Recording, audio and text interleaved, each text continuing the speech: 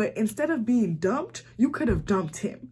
You could have dumped him on day 3. On day 1, but day 3. Now you're looking goofy. Now you're looking just dumb.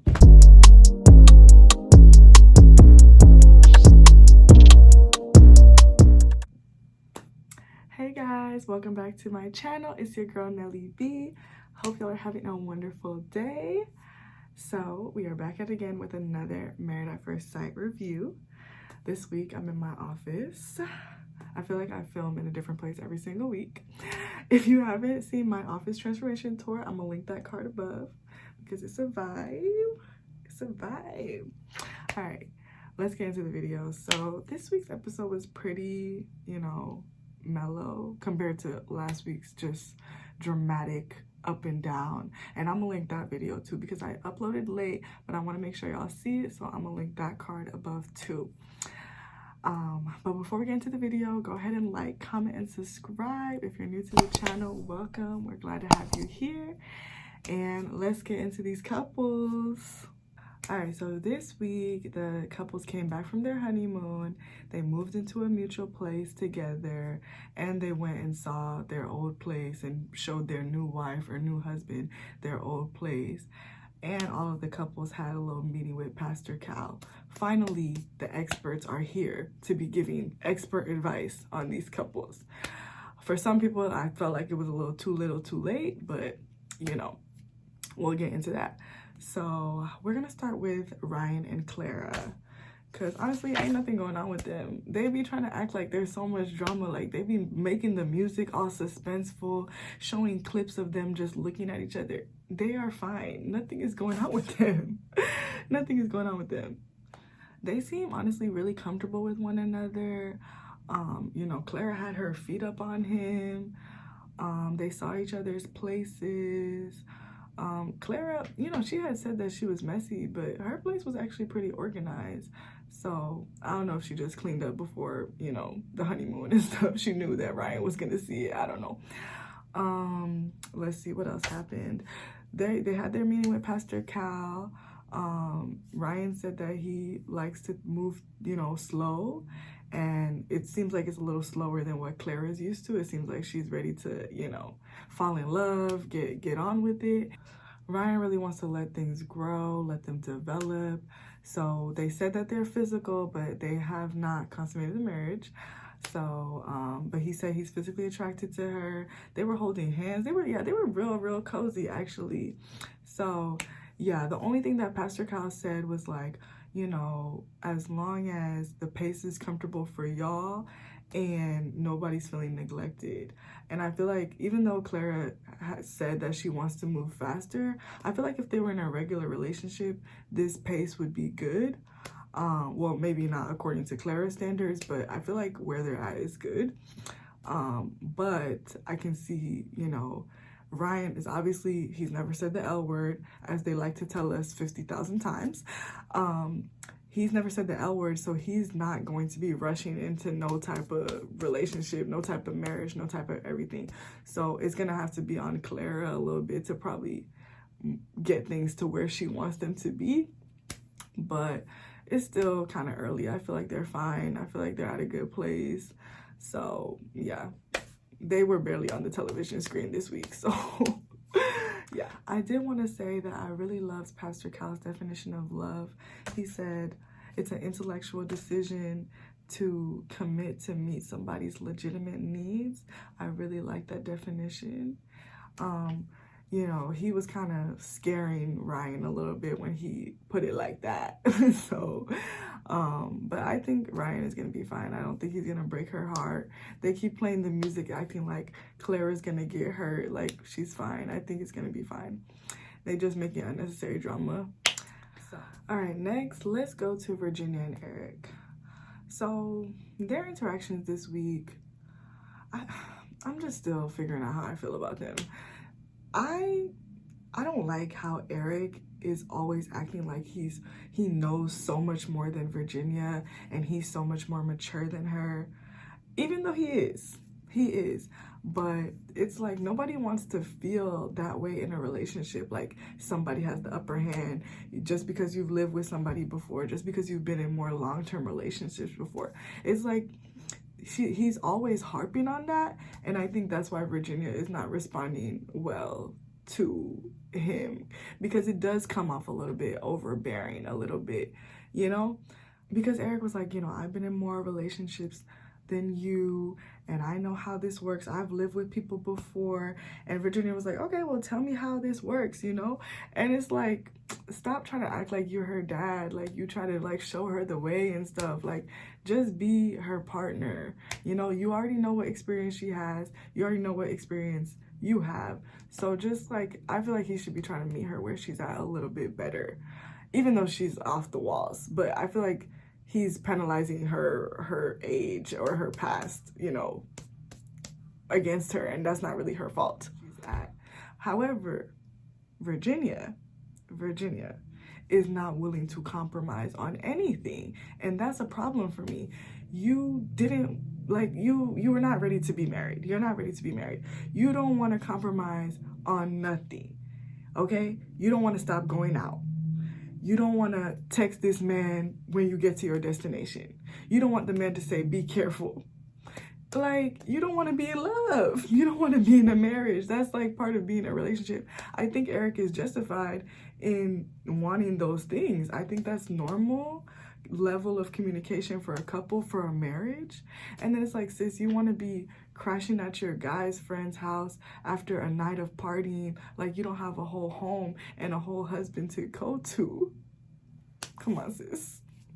You should not be getting that wasted. You should not be getting that wasted for that you have to end up on somebody else's couch. You have a home. Go to your own residence, okay? Erik also kind of needs to wake up and face the music. Virginia has expressed that this is who she is. Erik he keeps downplaying it like it's a phase, and Virginia has said, this is me. So I feel like you need to start accepting that this is her, and you either need to, you know, like he could have went out with her friends. Like he didn't have to drink and go as hard as her or whatever she was doing. But I feel like, you know, while you have the downtime and while you're not flying, I feel like you should be trying to learn who she is, see what she's doing, because you're so scared that she's gonna cheat. You need to go, you know, with her, not to be spying on her, but just to go see how she acts, you know, go learn about her, go see her in different elements and see if you really want to be with her. But instead, I feel like he's going the other way and doing a little bit more of the controlling and stuff. But I really liked Erik's place though. It was very lavish. I was like, okay, Erik. I could see why Virginia didn't like it though. Like it wasn't very personable or very homey, but it was very chic, very sleek, okay? All right, let's go into Vincent and Briana. Now, they started off good, you know? Their session with Pastor Cal was going good. Vincent was like, you know, she completes me. You know, she's never gonna want for nothing. I'm gonna work hard so she can have everything she wants. Blah, blah, blah. Everything was good. Then Pastor Cal is like, well, what challenges do you guys, you know, all have already seen? And Vincent brings up the respect thing again. And I really wish that he would stop calling it that, because she's not disrespecting you. Y'all's communication patterns are different, but I don't think she's disrespecting you. That's not her intention. And I think that you're projecting your insecurities on her. But we're gonna get into Vincent. I'm gonna get him all the way together. So Vincent says, it's not what you say, but how you say it. He said that, you know, she's a little bit more direct. He prefers to beat around the bush. That's not her fault though. Like, that she want to be direct and just say what she means. I think that what he really means is like her tone maybe could be a little bit off-putting, but as far as the content of what she's saying, and I know I was the biggest Briana hater, but after this episode, I was like, nah, Vincent is an insecure baby, okay? But, okay. And I feel like oftentimes Black women's actions are policed. You know, when we're direct, when we're assertive, we're seen as the more aggressive one. And I feel like this is the classic case of Vincent's ego just being so fragile and his insecurities and him wanting to be in charge and be the macho man and just having like a submissive girl. Like I feel like that is what's coming out, because she's not disrespecting you. So fast forward, they're popping a bottle of champagne to celebrate, you know, moving in together or whatever, and the champagne drops on the floor, drops on, you know, Vincent's shirt, everything, and Briana says, "That's so Vincent of you." Like, but she said it in a casual way. I watched her body language. I watched everything. She was like, "That's so Vincent of you." Like, I will say that it was a little bit of a character shot. It was, because she already thinks she's the only one cleaning and that she's so organized and he's messy and this like that. I understand that. But I think that Vincent completely overreacted. So he's like, "Well, that's the first time I ever did that, blah, blah, blah." He takes it mad personally. And then instead of addressing it right then and there, you know, she's like trying to organize the house and stuff. He's like, "Well, I'm tired. Like, I'm gonna just go unpack my stuff over here." She clearly notices the energy shift. And I get it, because earlier Vincent was like, "I'm just afraid of how I'm gonna react. I don't want to say the wrong thing." But also, you acting a different way is also sending a message that you're feeling a type of way. Vincent is like Haley. That's exactly some stuff that Haley would do, because they just, you know, they just start acting different when you're not communicating, you know? Anyways, though, so finally they go into the bathroom and she's like, "What's wrong?" And he's like, "I'm tired of your smart comments." And finally, you know, we see the dialogue. And Brianna's like, "Well, tell me what I said. Tell me what I did." He's like, "Well, I feel like you should know." Red flag number one. What should she know about you after knowing you for 1 week? Okay? She asked you for an example, and you just keep on saying it's about respect, it's about respect. Well, if you don't want to be disrespected, you need to tell her how to respect you. You know, you need to explain. You need to provide, because she clearly just made it as a joke. She wasn't thinking about it. And then he's like, he's connecting this back to his childhood trauma. He's like, what does that so Vincent mean? Does Vincent mean not intelligent? Does that mean not so smart? And she's like, whoa, like, where is this even coming from? Then the final straw, he gets up and he's like, "Well, I could always go home." And he goes, I guess, to his apartment. And I'm like, dude, that wasn't cool. It didn't even need to get there. It didn't even need to get to that situation. Like, you were projecting your insecurities onto her. You weren't even going to tell her what happened. You were probably just going to go to sleep mad, and I guess maybe probably wait till the cameras went away to talk about it. But it's like, no, the energy, she picked up on it right away, you know? So you could at least do her the courtesy of telling her what's up, you know? I think Vincent must be used to just like being coddled, or like, you know, I think Vincent must be used to, I guess in his last relationships, being a little coddled, or, you know, being with really, really submissive girls, when it's like, no, she's independent, she got it going on, and like, she wasn't trying to attack you. You know, I really genuinely feel like she wasn't trying to attack you. I think that she was trying to make a joke. It obviously hit a nerve and it hit something in Vincent that made him revert back to his inner child, and, you know, blah, blah, blah. But it's like, that is not a Briana problem. Like, that is a Vincent problem. Like, it was clearly projection. It was clearly projection. And it was like, you feel like, you know, she's threatening your masculinity. Like, she's threatening your macho manness, and like, you gotta like let her know like you were the leader in the relationship and stuff. Like, you know, it didn't even need to come to all of that. So I was very disappointed in Vincent, and now we are on Team Briana. All right. Because I feel like he kind of made her question herself a little bit. Like, she's like, well, what's up? What's, like, you know, what did I do? What did I do? And it's like, it's gonna get to the point where like, now she's gonna be scared to say something, because everything she says she doesn't want it to be interpreted wrong when she's not meaning it in that way. And she even said, like, that was not my intention, and da-da-da-da. And he was like, have you ever felt like I disrespected you like that? Like, basically, like, do you see me doing you like you did me? But she didn't do you like that, you know? So, like, simmer down, you know, give her the benefit of the doubt. Y'all are still learning one another. So that's why I didn't like that interaction this week. And I feel like they really are going to have to learn each other's communication styles. Again, like I said, Brianna's tone is not always the best, but you got to take what she says for face value. You know, she was not trying to say you're not smart or anything like that. And that's where he took it, like, left field. Okay? All right. Haley and Jacob.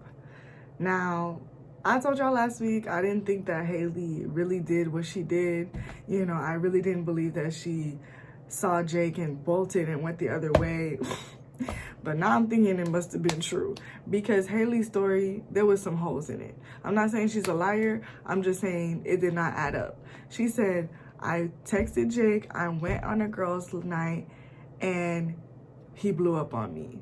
She didn't even talk about him seeing her or that the other couples were there. She didn't even say that. She didn't say the other guys were there. So I'm like, girl, you not doing yourself justice. You're not clearing your name, okay? So that's already, you know, they're off to a bad start. So then Haley ends up switching her seat. She sits in a whole nother seat away from him. He basically said that she's acting like she has a boyfriend back home. Dude, you're jumping to conclusions. Matter of fact, you're backflipping to conclusions, okay? She just doesn't like you, bro. She just doesn't like you. There's no other man. It's you, okay? And Jacob is like, he's trying to find a reason so hard that you're ignoring all the signs in front of you. She doesn't feel comfortable around you. You need to be worried about that. There's no other dude. There's no other competition. She's not doing nothing shady. She just doesn't like you, okay? So they get to the house, and they finally start talking because, you know, obviously they didn't sit next to each other on the flight, and so it's mad awkward. And so Jacob is like, you know, I don't know, because we were connecting the first 2 days and now we're here, blah, blah, blah. And Haley's like, the first 2 days, I didn't even know you, bro. I didn't even know you. I was just trying to learn about you, you know? So he is so fixated on those 2 days. It's like that was a blur to her, okay? Anyway, so then Haley's like, you know, when I started to see things that I didn't like, I started to pull back. Jake is like, well, what didn't you like? You're already on the defense. So how is she supposed to feel comfortable opening up to you and talking about, you know, her feelings? Which I'm not excusing her behavior, because she should still use her voice and she should still speak up. But however, like, the environment, you know, it needs to be inviting, and Jacob is not inviting. He's not making her feel comfortable, and you keep pressuring her, like, keep putting pressure on her instead of just, like, letting her come to you on her own, you know? He's laying it on too thick. And then he's talking about, oh, I asked for somebody that wasn't high-strung, not high anxiety. What? You really, like, because he had some points. Jacob has points, but the way he communicated his argument, piss poor.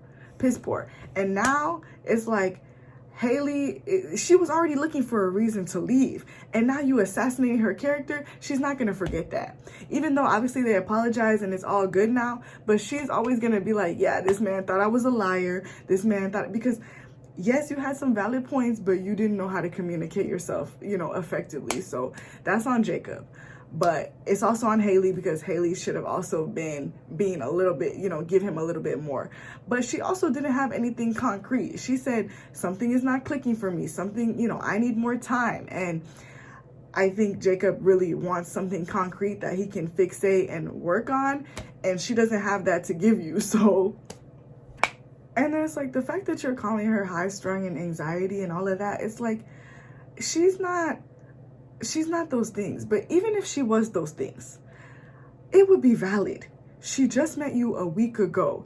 if she is nervous, if she is like, you know, about the process, it's understandable. Like, everything is moving so fast. She said she hasn't been in a relationship in 7 years. So it's like, like I've said before, Jacob is not taking the time to understand her and meet her where he's at. Like, he's not. Now, you can tell that they're not going to work out because the dogs. Did y'all see how the dogs were fighting? Did you see how Jacob had to deep dive to take his dog from attacking Haley's dog? And Haley's dog, it seems like she got the same personality. She was like, no, this dog is clearly doing too much. Just like Haley is like, yeah, Jacob is doing too much. It's too much 80s. It's too much everything. It's too much, okay? All right, let's go to Pastor Cal's conversation. You know, basically, it seems like Jacob's love language might be physical touch. He was like, you know, can we do a hug a day? She was not trying to do that, which I think that, like, she could compromise in that area. A hug is not a big deal. But, you know, if she don't like him, she don't like him. So you don't want to hug people you don't like. I like how Pastor Cal was telling Haley that she needs to, you know, use her voice, communicate her feelings more, you know, because she thinks she's doing Jake favors by not, you know, telling him what it is. It's like, no, don't sugarcoat it. I don't like the 80s. Stop mentioning that. Okay?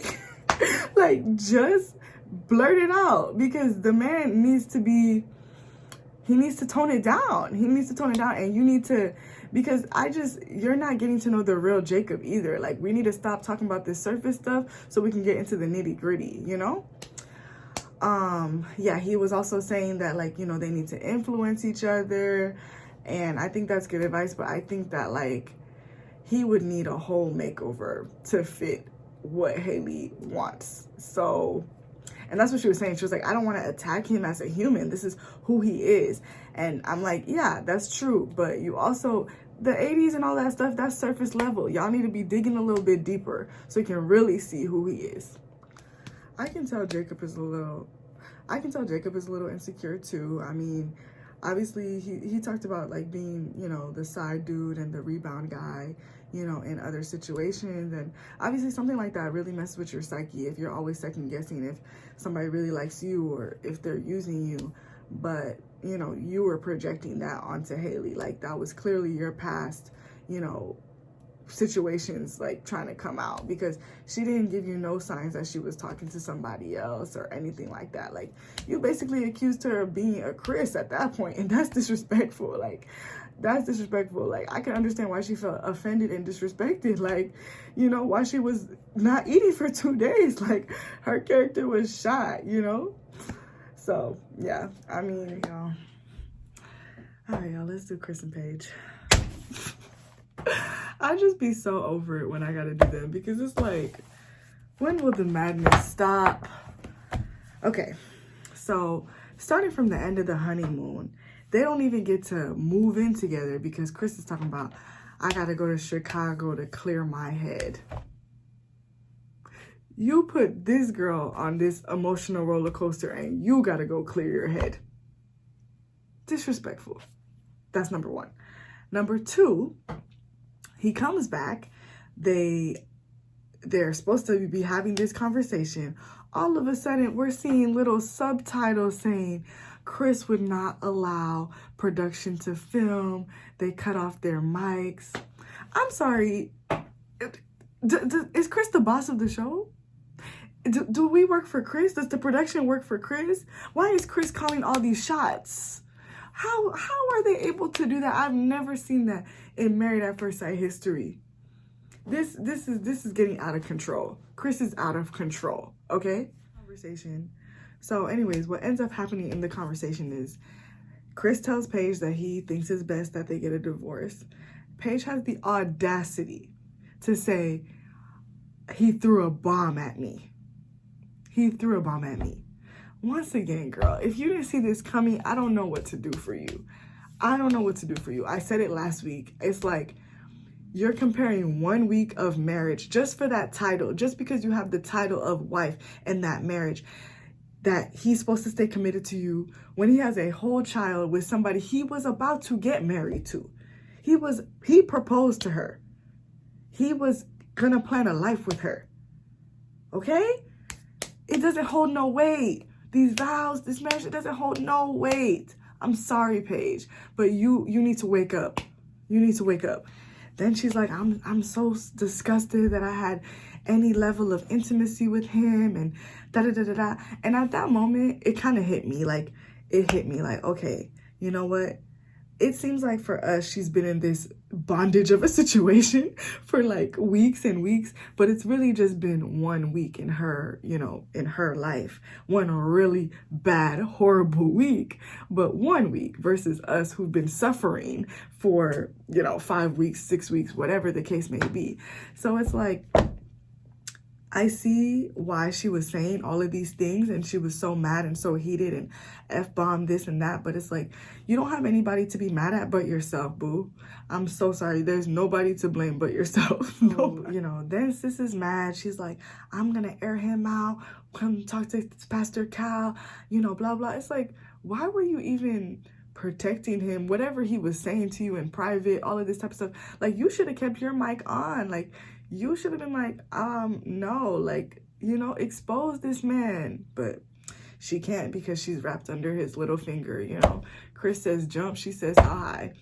So anyways, so she's like, I'm going to tell Pastor Cal that she thought she was going to go in here and tell Pastor Cal and make herself look good, when instead you looked goofy. Paige, you looked goofy because Pastor Cal was asking the questions that we all want to know. Why did you continue sleeping with him? Were you using protection? Sis was on hush mode. Sis was on mute. She had nothing to say because she knew she looked dumb. She knew she looked crazy. She knew she looked crazy. Something problematic, though, that's really not sitting right with me, because he was like, you know, Pastor Cal was asking her about the sex on the first night and everything. And she said from the jump, I felt disconnected. And so he was like, well, why did you sleep with him? And she said, you know, I kind of felt like it was a duty. I kind of felt like it was expected. And I feel like his family, you know, Chris's dad, all that stuff, put that in her head. But at the end of the day, you said you didn't feel connected to him. So you should have stuck to your gut. And you should not have been swayed like that. She said she consented, but it's clear that she was not, you know, 100% comfortable. And that's sad for me. But that's the only thing I feel sad for, because obviously you kept on doing it and nobody can tell you know, why. Why would you continue doing that is beyond me. And this is the same girl, y'all. This is the same girl in the first episode was like, when all the girls were together, and they were talking about who's going to have sex on the first night, who's going to have sex on their honeymoon. She was like, oh, I'm going to need to see some papers. I'm going to need to see some STD tests. I need to know he's clear. Where is that girl? Where is that girl? Because I don't see her. I don't see her. Literally, you met Paige and literally you met Chris and all your standards, you lost yourself. And it's like, why are you compromising yourself so much to be with Chris? Like, what did you see in him in 1 week that is making you lose your head like this? This is what is not clicking for me, you know? And it's starting to, you know, I don't think it's Chris. I think these are her relationship patterns. I think this is, you know, what she must do, because it just doesn't make any sense to me. Any sense at all. So anyway, Chris rolls in late wearing these tight Fashion Nova jeans. Yo, where did he get these jeans? What was he wearing? Okay? Talking about, this is somebody who cares all about style and fashion. What were you wearing, Chris? Please tell us. So he rolls in and he's like, you know, I think it's best, you know, for us to get a divorce, yada, yada, yada. And I didn't I felt like Pastor Cal was like pushing Paige on Chris, like trying to make him reconsider his decision. And I did not like that. He was like, you know, she's a ride or die chick. And he was like, you know, I don't know your ex, but you know, obviously it didn't work out with her. So like, why are you going back with her? And he's like, you know, Paige is committed to the process. Like, he was playing her up, and it's like, why are you advocating for them to stay together? Like he already said and disrespected her too many times, you know? it's like, first I felt like he was on Paige's side, and then I felt like he kind of switched and was like trying to advocate for them to stay together. And I guess because clearly Paige still wants to be with him, but it's like, no, you, as the third eye view, as the bird's eye view, you can clearly see that these two have no business being together, you know? So I didn't understand what he was doing with that at all. Especially after Chris was like, I kind of realized through this process, like, I'm still in love with my ex. So it's like, no, they don't need to be together. They don't need to be, draw up the papers tonight, okay? Draw up the papers tonight. That's it. And honestly, the way that they were still lingering in the parking lot, Paige is going to slip up, okay? Both of them are going to slip up. They're going to, we as viewers, we should not be surprised. They are going to sleep together again. Especially after him whispering in her ear, like, I'm going to fall in love with you. What is that about? What is that about? Chris is confusing. Chris is confusing. And then he has the nerve to be like, I didn't put you through, you know, I didn't drag you through nothing. It wasn't an emotional roller coaster. Yes, you did. Even though I will say, he was very direct with everything. He said he didn't like her, but then you said you wanted to be with her, and da-da. But Paige should have been looking at his actions, because his actions told you everything you needed to know. And she says she was ignoring red flags for the sake of being committed. And look where that got you. Where does being a ride or die get you? Absolutely nowhere. It gets you dead, okay? You riding or dying for the wrong person. For the wrong person. It disgusts me, man. It just disgusts me. You know, I appreciated what, you know, Pastor Kyle was, you know, how he was advocating for Paige and stuff, you know, at some points. But I feel like it was too little too late. Like, the experts, I don't know, they need to be on standby at the honeymoon. They should have at least been on standby for them, because they had the most problems, and they could have, he could have counseled Paige a lot earlier, because, you know, her self-worth, all of this stuff, like, you know, she's like, I got the short end of the stick, and you did. But instead of being dumped, you could have dumped him. You could have dumped him on day 3. On day 1, but day 3. Now you're looking goofy. Now you're looking just dumb. Dumb. Y'all, I think that's everything. Again, leave a comment. Let me know what you think about this episode, the decisions that were made, you know. It's crazy. The preview for next week, though, we finally about to meet the baby mom. So that's gonna get interesting, because I just want to hear what she has to say, what Paige has to say. This is about to get crazy. All right, y'all. But thanks for watching. I appreciate y'all. Leave a like. Let's get this video to 50 likes, okay? I'm going to keep saying it until y'all do it for me. I know y'all could do it for me. And I will see y'all next week. Like, comment, and subscribe. See y'all.